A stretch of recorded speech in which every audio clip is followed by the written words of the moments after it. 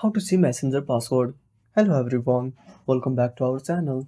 So let's dive right in without wasting any time. Also make sure to watch this video till the end. Before starting the video, let me remind you that this process will only work if you ever saved Messenger password. Then open up settings on a device. Now scroll all the way down to the bottom. Now tap on Google. Then tap on all services. Now scroll down. Under autofill and passwords, simply tap on autofill with Google. Now tap on Google Password Manager. Now tap on Search Passwords. Now type Facebook or Messenger. Now tap on Facebook. Then enter the lock screen password.